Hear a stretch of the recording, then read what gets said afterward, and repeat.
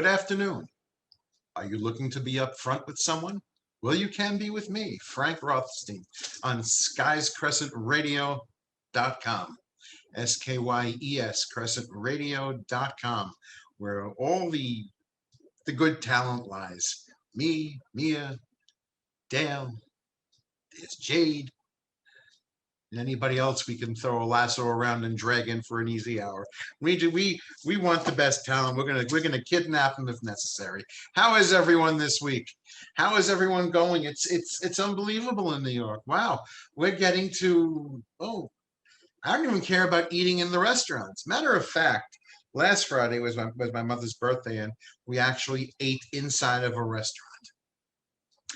I haven't done that or sat at a bar in about a year, a little more than a year. Everybody, yeah, okay, no problem. It was pretty easy because the outsides were busy. The inside was pretty dead until about, I guess, up until the entree came. Then it started getting busy. But we wound up going to a German restaurant uptown called Heidelberg, which was pretty good. And the food was good and the time was fun and all that stuff. And I put in the minutes with the family. And now, I can't believe it, in New York. Who knew? The New York Knicks are in the playoffs. They actually played a good game the other night. They lost at the buzzer. They lost by one at the buzzer the other night. Oh, it's so sad. I'll have to watch them tonight and root them in because, in best of series, you sort of can't go down 0-2 and go to the other team's court. It doesn't work well that way. But yeah, the New York Knicks, for the first time, they haven't won a playoff round, like the opening round. They haven't won a playoff round in 20 years. That should tell you how bad things are. Like the Mets are doing pretty good this season so far, but they haven't won. They're in the World Series. What was that, 2000? They haven't won the World Series since 1986. I'm telling you, it's sad. But we're rooting this year. The beer and the hot dogs are tasting better. And if you can afford it at the game, have a beer and a hot dog because we know it's going to cost you like $30 to do it. But go have a beer and a hot dog at a game. It's fun. What else is going on with everybody this week?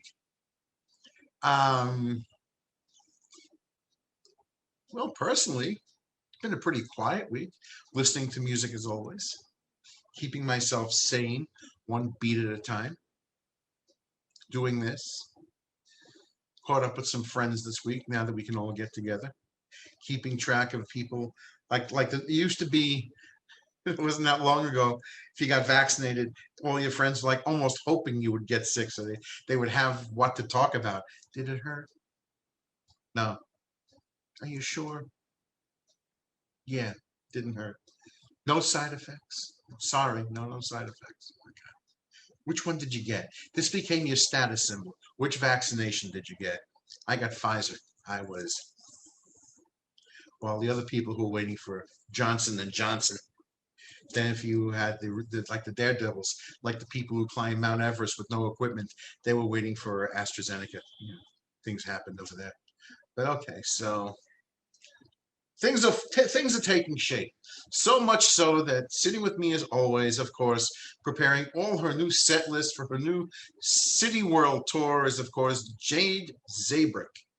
Jade is, of course, leading her band, the Trainwalkers, as they walk from club to club, playing their music, and she was telling me they have a massive set list coming up. Jade, jump in any time and tell us about your band. Yeah, this is going to be mixing outright music and some rap and all this stuff. And she has a set list, was just telling me, for 4 hours. That's a lot. So that means, in terms of a work day, you can get your lunch and dinner on stage because that's a long shift. Wow, so much so you can get thirsty. You have to drink water like I do. Anyway, you can write about and inquire about the band, the Trainwalkers, and you can go to thetrainwalkers.com. Okay, and jadezabrickmusic.com, and you can find out about them on skyscrescentradio.com. And of course, if you'd like, you could write into us over here at skyscrescentradio@gmail.com. There's a lot of places to find out about the Trainwalkers. Maybe not the train yet, but coming pretty soon to a subway near you. And you won't hear about it from Jade because she should have hopped in by now, but that's okay. I will tell you that this is not a two-person group. This is about six. How many people these days? Six, five, six, eight? Yeah, we might even bring on some new train walkers, but we have about 8. Yeah, 8. So you took the first 2 people you found in the subway. Now they're band members. You're here, you're working. Okay, We that's have good. about 8, and I think I want 6 more. You want 14. Yeah, I think that's So that's like split squad concerts. yeah, because we have 4-hour shows, so we need to be able to team and trade out and be well, good. actually, with 14 members, you could really book 2 clubs at once or like alternate days. And listen, that's what Postmodern Jukebox does. I don't know if you know that. They have so many members when they're doing world tours, they book things in the same day, and they're in like in baseball, split squad games. They do that with their people. So yeah, you could easily do that around town. So but anyway, that's what's going on with Jade and the band, and that's what's going on with me. And if you want to see me later on listening to music, which I do that in a lot of places, I'll be at Thompson Chemist, 132 Thompson Street in New York City. If you're in the Soho area, the sheriff and the deputy are playing there for the Thompson Street Medicine Show, which returned last week. So we have a lot of music going on today. Fortunately, not for me. I won't torture you that way. I was singing in the shower the other day. The water decided to go back up. I just don't do that to people. I could make lather fade. Don't let me do it. My shadow was booing. Sorry. Um, but enough for that. Let's talk about what's going on in the world. Oh man, what is this? I went back this week. I'll just recap a few old stories. Nothing really earth-shaking this week so far. At least nothing that we're not hearing repeatedly over and over. So United Airlines, it seems, is now offering people flights for a year, free flights for a year to promote vaccinations. Remember what I was saying last week? Americans have to be bribed to do the right thing or get healthy. Well, that's what United Airlines is doing. You can fly the friendly skies as long as you get a shot, and they'll give you a ticket to do it for a year. So if you have a lot of traveling to do, I guess you may be in coach, but you'll be getting there for free. And that's just so you get vaccinations. Wow. It says frequent flyers in the Mileage Plus program who uploaded their vaccination records to the company's mobile app or website before June 22nd can be entered into the Your Shot to Fly sweepstakes. Okay, so it's not really just anyone, but you could win the lottery to fly for a year. Okay. That's it. You have to bribe people to protect themselves. Look at that, health with a perk. I don't like that. You know how I feel about it. I was talking about it last week, week before. I'm not a lover of having to bribe people in order to get them to do I guess I'm not gonna say the right thing because, which I know I've said, because people really, can make their own choices on this matter. But to me, is if you're willing to take the shot because you're getting something, what have I got here? A free remote control, get a shot.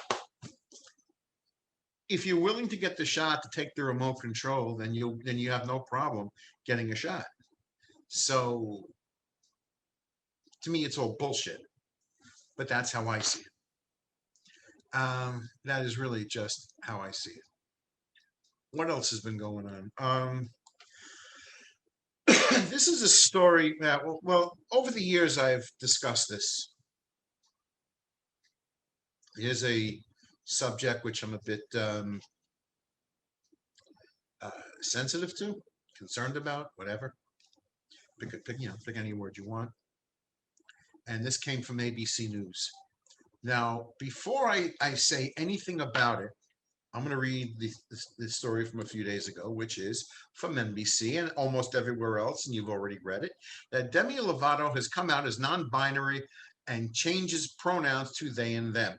Well, aside from the fact of a grammar thing in they and them, Demi Lovato is an adult and can decide to do anything that the heart desires. That they, them, she, no, whoever you desire to do, you can do, because Demi is an adult. Now I go to this story. There's a new survey on LGBTQ youth. I don't use these words, youth. I never use that word. That finds concerning disparities in suicide risk. Okay. And it says LGBTQ youth of color and transgender and non-binary youth have a greater risk of suicide than their peers, especially if they have experienced discrimination, and that's according to a new survey.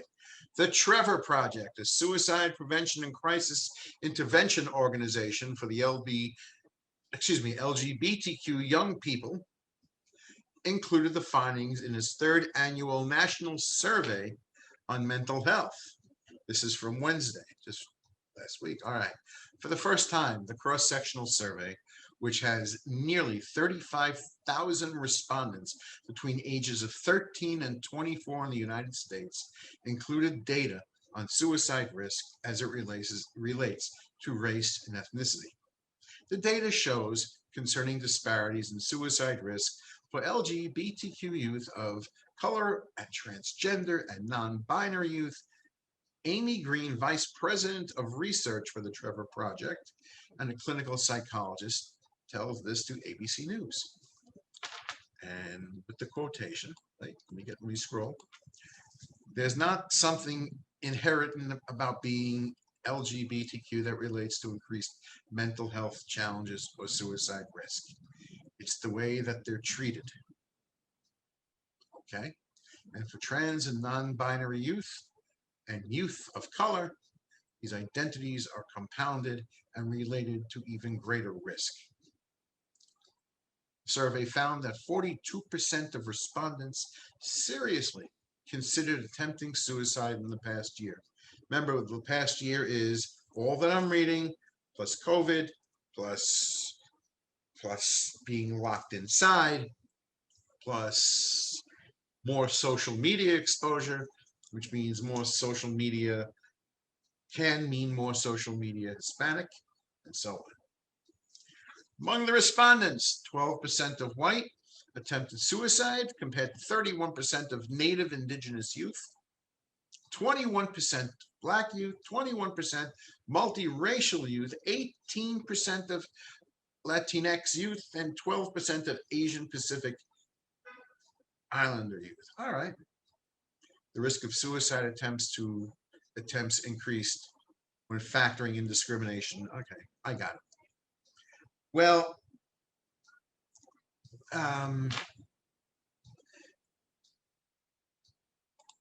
depending on how old, since they're throwing the word youth around like it's water, depending on how old the kid is, someone to me should be watching out for the kids. Always, someone, no kid just wakes up out of bed and says, here's what I think. This is it. It's as a kid evolves, ages 13. So things, they're trying to make sense of whatever they're feeling, whatever they're seeing. It's like any other subject in the world. They're 13. Things are different.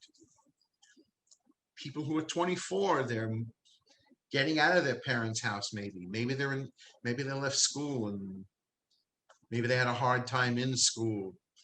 Maybe it's a lifetime of this, that, or the other thing. But kids need to be looked out for a little more, especially when they're making such big decisions for their life at an age when they may not fully understand all that's involved with the process of saying, as of today, I am whatever they decide to designate themselves as. And when I hear the word suicide risk, yeah, I mean, almost everybody in the world at one time in their life, or at least a day, a minute, said, just contemplated it. I mean, that's normal. Doesn't mean you go through with it, but it flashed through your mind. But now, especially when they're kids and they're going to school and they're going out in the world, and they're not always with their parents, and they're 13, they're 15, and kids can be tough. Kids can really be tough. It's sometimes it's physical harassment, sometimes it's just nonstop you know, mental barrage of whatever they're hearing. And I think adults need to keep track more and really monitor their social media existence and see not so much what they're saying when they're saying hello to their friends, but what people are saying to them. Because, excuse me, over the few years that I'm on this show, I've read quite a few stories about kids, one way or another, that have killed themselves after abuse on the internet. Remember, we're talking about kids 13, 15, 16, 12. Other kids can be tough. You get a pimple on your nose, it's embarrassing enough, but your friends will tell you about it. They'll always tell you about it. And you're on the internet, it's even worse. You're in school, and where it's just it's tough out there for kids on a regular day-to-day basis at times. And this particular subject cannot make it easier. And I really say that parents, school people, teachers, school officials, let the kid grow as they may and let them develop as they wish, as long as they're not, in physical danger or in any kind of danger. But keep track.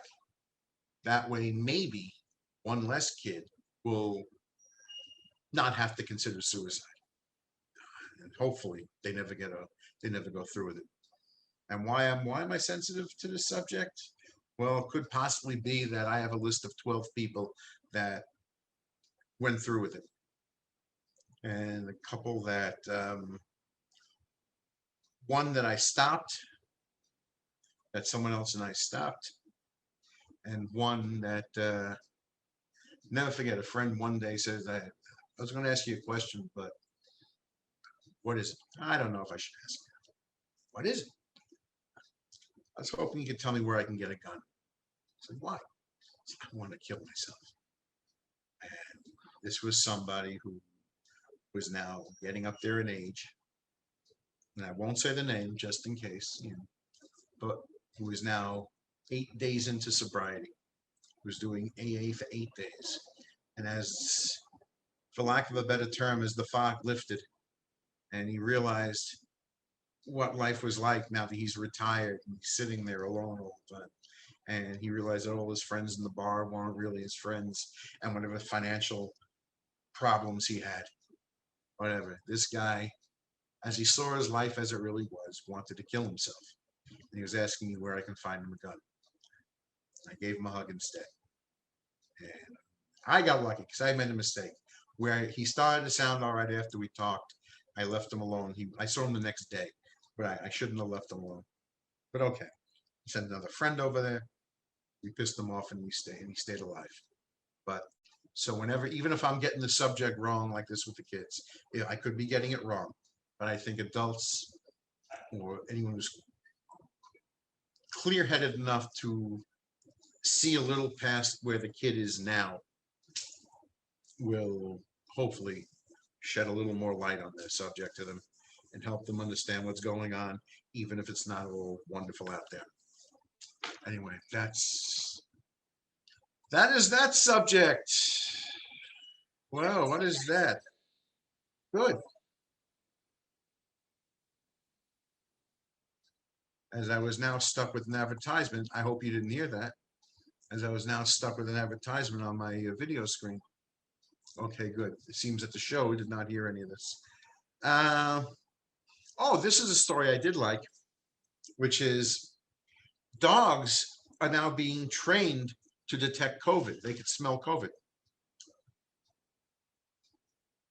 And that was told by, I got it from MSNBC, but this was brought here by Reuters in Thailand. And dogs can sniff out COVID.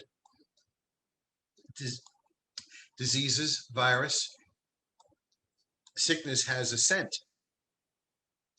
Like dogs can smell cancer, dogs are also being trained to detect COVID. And that way, maybe we can find out, save a life that way, help someone get vaccinated if they didn't think they had to before, give them an option. But yeah, canines can detect a lot of things, and now they're being trained to do that. It takes a little while, but they are being trained, and I think that's a great thing. Look at that, the half hour is flying, turning for home in just a few minutes.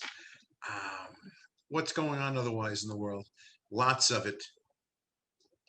Oh, you remember that little thing they were doing at the Capitol in January, when they were storming the palace? The QAnon shaman, his lawyer is blaming, remember the guy with the horns on his head and the flag and the makeup and the double raccoon tail hat and all that? His lawyer is blaming autism for his actions. I don't know if he's going to win with that defense, but yeah, now it's autism. So isn't this the guy that wouldn't eat because he can only eat naturally? I lost track. Autistic people advocating on their own behalf in recent years have been pushing society to accept the idea of neurodiversity, which argues that autism and other neurotypical conditions like attention deficit hyperactivity disorder and dyslexia and others are not problems that need to be cured as much as they are different permutations of humanity, and therefore people with these conditions deserve to be treated as equal citizens. Well, that's a long way of saying we're doing the best we can. We're just like you. Okay, I go with that. They're doing the best they can. Why shouldn't they be? They're not supposed to be locked away. That's great.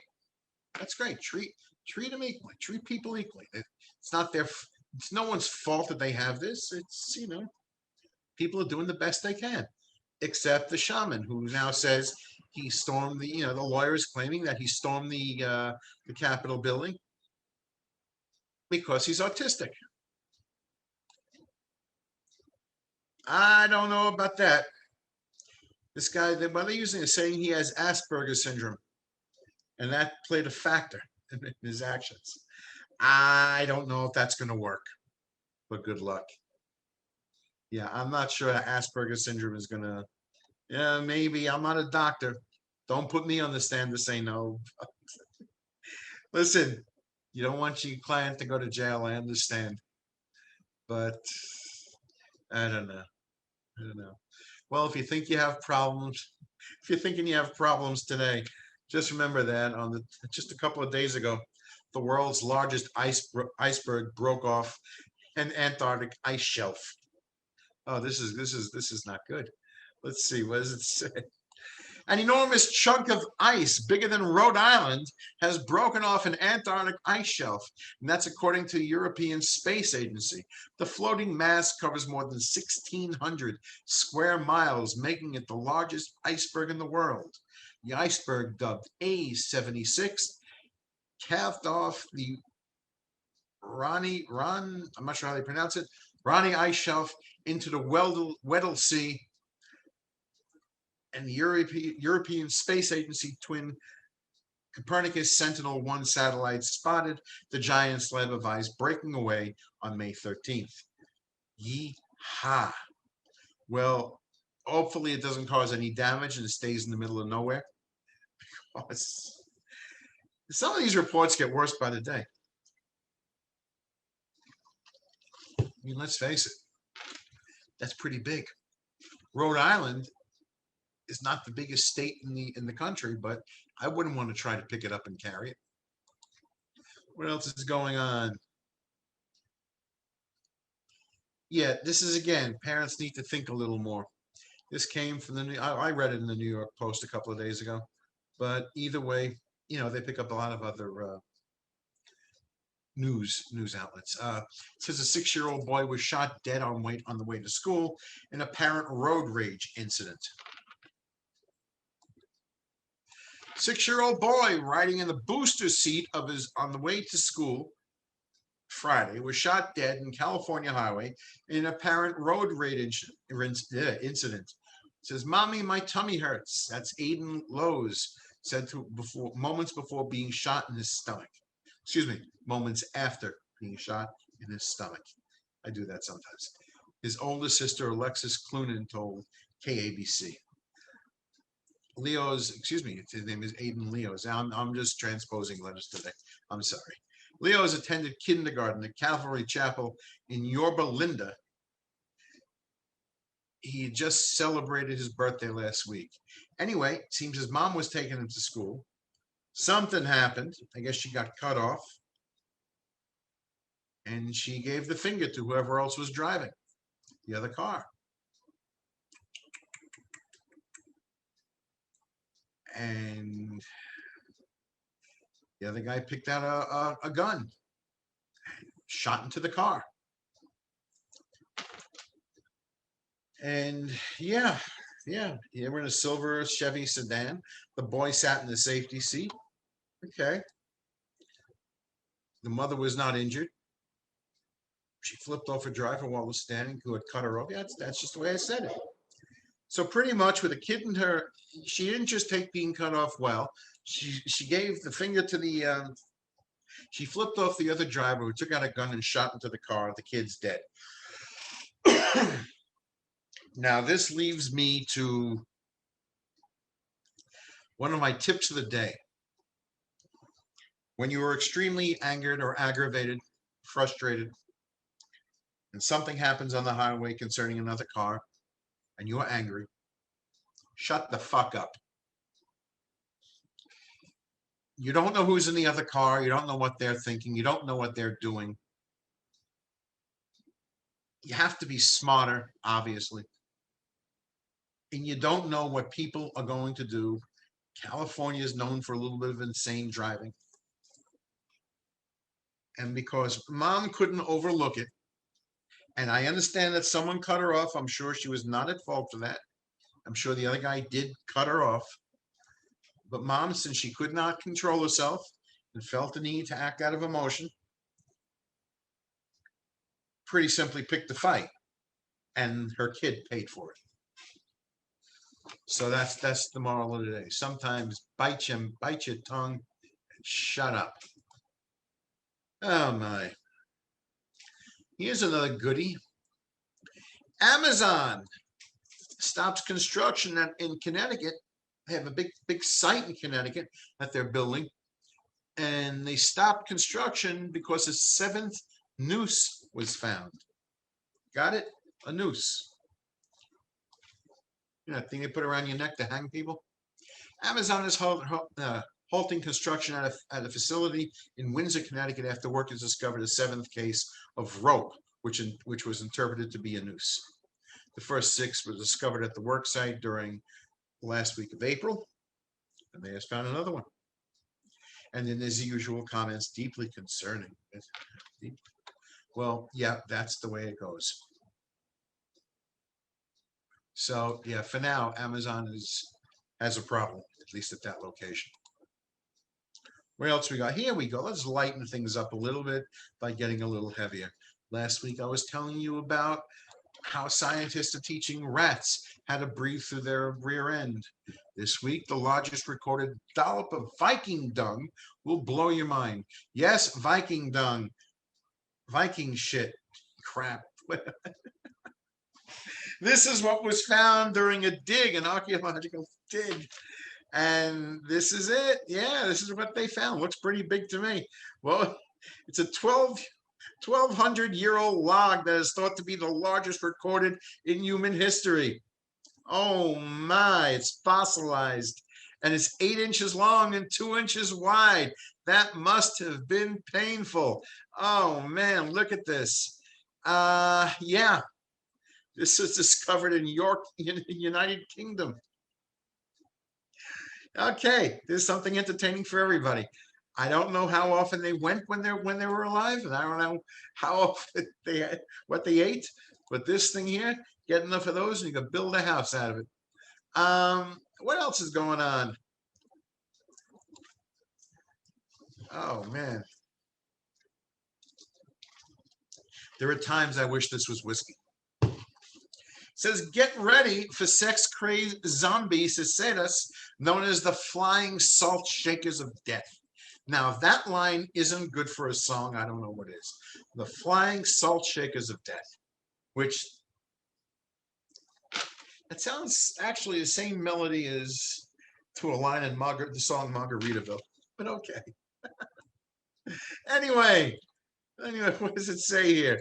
First, there were murder hornets. Now we have the sex-crazed zombie cicadas. Yeah, dubbed the flying. Yeah, I like that. The salt shakers of death. Psychedelic fungus that eats away at the genitals of cicadas, turns them sex mad to help spread it further. Okay, and the zombie insects are reportedly expected to be among Brood X that is emerging in New York. Well, I'm hoping it's in some small town far away. The last thing I want is a big bug rubbing up against me. But that's another story. The fungus, Masopora cicidina, which has chemicals similar to a hallucinogenic mushroom, infects the insects during its 13 to 17 years they spend underground. So pretty much, oh man, pretty much the bugs spend 17 years in the club getting high. Then they come out, I guess, with the munchies and the drive. So be careful. If you see a big bug giving you a good smooth line to try to pick you up, be careful. It could get dangerous. Holy crap. Well, that's the other story. Okay, let's see. What's with the New Jersey judge, who is now, this is from actually May 20th, but that was after after my last show, so a lot of stories happened during the week. Here's a New Jersey judge who legally recognizes friends with benefits protection. Let's see what that's about. A lot of these stories I don't read, which is why you see me laughing. And I somehow at times I like it. When it's important, really important story, I sort of study up a little bit. Things like this, now I want to share my laugh with you. And it says, New Jersey's U.S. District Judge, Susan D. Wigginton, has legally recognized friends with benefits, ruling that under the Fourth Amendment protection, after a man was caught with drugs at the home of his special friend, according to legal declaration on fourthamendment.com. Now, the Fourth Amendment prohibits unreasonable search and seizures and sets requirements for issuing warrants. If there is no probable cause and a person is illegally searched, all evidence could be tossed. Now, that's been known for a while. It says Najib Brantley was arrested while clad in his undies, according to legal documents, on July 26, 2018, after being yanked from the bed in the home of a woman who he had slept with one time before. They hooked up. Anyway, he arrived at Bajane Real's dwelling for a hookup. See that? In the early morning, when police arrived a few hours later, they found a Gucci fanny pack containing 109 vials of heroin and a semi-automatic handgun, both of which were seized. Okay. Brantley was charged with narcotics and firearms, for which he already had several outstanding warrants, except they busted into somebody else's home without a warrant.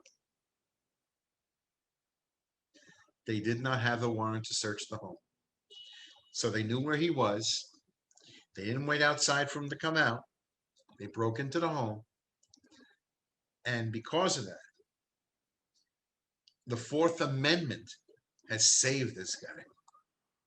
Possibly saved this guy. And yes, Judge Wigington made her landmark ruling May 13th, agreeing with the defense that Brantley's home extended to the home of his friends and with benefits, and that Brantley's lawyers have grounds to challenge the seizure. And that's what's going on in the law. So there you go. Friends with benefits have some actual useful benefits. So let's see if we got there in the wee hours. That's hooking up. All right. Hooking up, booty call, whatever. Either way, he wound up there in the late night hours, doing their thing. And this is how, there you go, an amendment bailed somebody out. And I wonder what happens to now all the other previous charges, since the evidence, well, I'm wondering what happens to all the warrants now, since they were taken where the police could not go. Interesting as it seems. Tune in for further developments. Yeah. You gotta love this stuff. Let's get to something a little more ridiculous. Reading all my news from around the world. I may be in New York, but we do get around. It says here, a 224-pound Russian woman reportedly killed husband with her buttocks. Okay, so this is pretty good. Rats breathing out of their rear end. Viking crap. Woman killing husband with her ass. 224-pound woman faces some heavy-duty justice for sitting on her husband and strangling him to death with her massive buttocks during a boozy dispute. Okay, they got drunk, they had a fight. Okay, let's see. Tatiana O. allegedly refused to let Adar go even as he begged forgiveness. And that's from East to West News. Adar's daughter saw him pinned face down on the bed, ran to seek help from the neighbors in the Russian city of, Novokuznetsk. I'm trying. Novokuznetsk. It's close enough. According to the news outlet, which cited evidence in the case, the female neighbor who arrived reportedly decided the couple were in the midst of a domestic dispute and left. Tatiana said she merely wanted him to calm down after the couple had been drinking. So he died from asphyxia, from blocking air respiratory system, and I guess she's going to jail. Yeah, there you go. I'm not quite sure how they got into that position of him being, unless she gave him a good shove. Yeah. So here, during the trial, she was convicted of causing death by negligence after a murder charge was dropped. All right. Okay. It's just, I don't know what I'm laughing at. It said, other than she killed him by sitting on him. Let's see. It used to be the millennials were making fun of everybody. But if you're older, they're now getting a little bit. It says Twitter is outraged over offensive new label, Geriatric Millennials. Well, first thing is, Twitter is always outraged. That's why I never tell people I'm outraged over anything. I tell them what I'm thinking, but I don't tell them I'm outraged. But it's an offensive new label, Geriatric Millennial. Well, okay. And it's this article is mentioning a term from a couple of years ago. It says an article referring to older millennials as geriatric has sparked a backlash among 30-somethings on Twitter who deemed the label inaccurate and ageist. You got it? You have to be an ist. Ageist. The problematic moniker was dropped in the recent Medium piece entitled, Why the Hybrid Workforce of the Future Depends on Geriatric Millennials. Well, it was only a couple of years ago when some kid, I guess, didn't like what somebody was a little bit older than her was saying and came up with "okay boomer" to make fun of someone who's a baby boomer. That was okay. The same people who are upset now were laughing at it then. Now it's their turn. Let them share in the joy of having some dismissive bullshit expression thrown on them. So now you're a geriatric millennial. You'll live. Anyway, so yeah, well, it's just every 3 years is a new expression. So we have millennials, Generation X, Generation X. I'm not sure who's coming up next. Generation Y, Generation Z, Generation something or other. But yeah, leave it to the kids to get somebody who's a little older, and leave it to Twitter to be upset. Because what would people on Twitter do with themselves if they weren't outraged? Because certainly, if you type in the words, I had a great day, nobody cares. So, yes, you have to be outraged. What does this say here? Some of the comments were one jokester quit. Shout out to everyone between 1980 and 85. You've been Gen X, Gen Y, a millennial, the Oregon Trail generation, an Zennial, an elder millennia, and now a checks and notes geriatric millennial. Everybody there's a name for everybody. Me, I don't know. Look at my picture. I still got people calling me fat fuck. It's okay. It's no problem. That's just the way it is. Now, as I walk down the streets of many Manhattan areas, I can just be called Jew. So, that's okay. I'm easy. Jay, do you have any outrage on Twitter? Okay, Jade's not outraged on Twitter. That's one of the 5 people I know who are not. Speaking of me being a fat, okay, airlines could now, I'm sure you've heard this in the news, airlines can soon start weighing passengers before flights. Okay, let's get to this. I got this from Fox 32. I think Chicago, yeah. Airline passengers may be required to step on a scale at the airport to share how much they weigh before boarding a flight. The data airlines use to measure passenger weight to ensure safety on board planes may be outdated as obesity rates in the US have increased.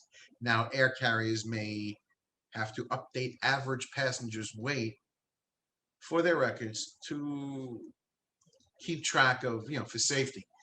Pretty much, it sounds like to me they want to, because the more weight the plane carries, the more fuel they have to use, and they will want to maybe someone a little bit heavier drinks a little bit more than someone a little bit lighter, things like that. Got to keep up with expenses, because nothing says caring like jacking up a price and hiding it as data.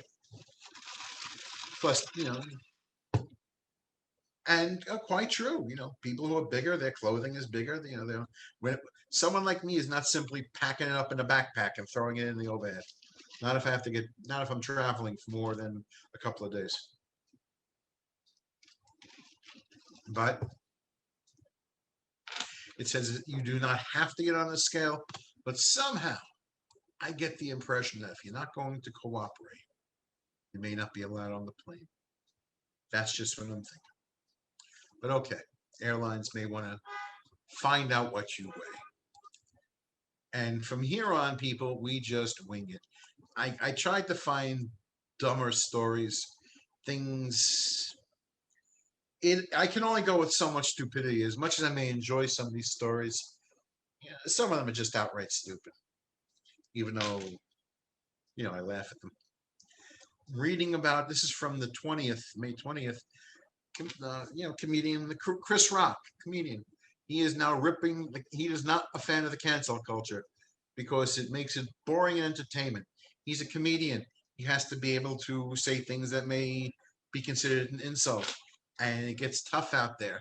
Everybody is offended. Everybody is upset. You could not make most of the jokes that they would want to make. And I mean, I'll be blunt here. Chris Rock is black. Everyone knows who Chris Rock is. Who knows what kind of trouble he'll get in as people get more um,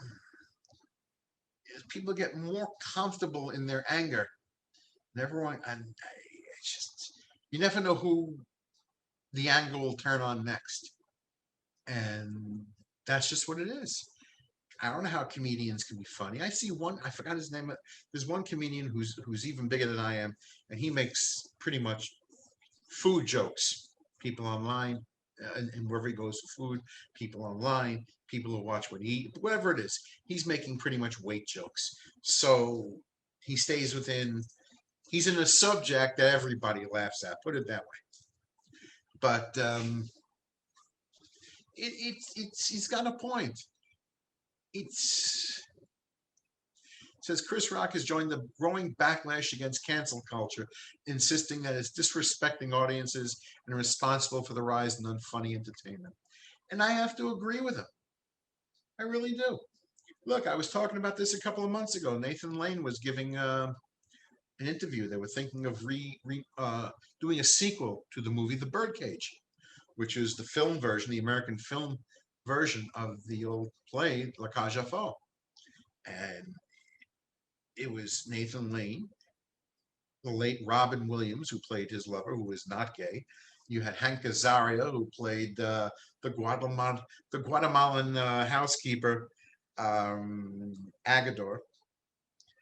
And they were thinking, well, Robin Williams is gone, but they were thinking of how do we, to make this. As Hank Azaria says, he wouldn't be comfortable, playing the role again since he's not gay, and they should get a gay actor to do it. Well, all right. But Nathan Lane, who is gay, made a good point. He says, but we're actors. That's what we do. We become other people. And he used the perfect example of, should Meryl Streep stop acting or never do another accent again because she's not really Polish or Russian or any, all she does is accents. She does them great. And he had a point. Now you have comedians that if we went with this, Don Rickles, the late Don Rickles, could never, ever thrive today. Because if you listen to his humor, even though at the very end of his act, he turned it off and he explained it very fast as to what he's really doing, he would not be allowed on stage. All the great comedies that I can think of on television, including that, and The Fan was that guy in the motorcycle.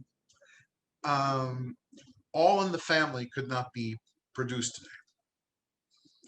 The Jeffersons, yes, the Jeffersons is a black family, but George Jefferson is as racist as anyone else. So believe it or not, if you want to call it down the line, I don't know how the Jeffersons gets produced today.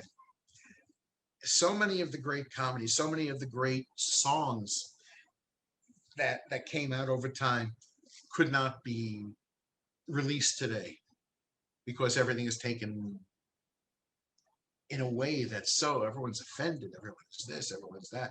But when I go to things like All in the Family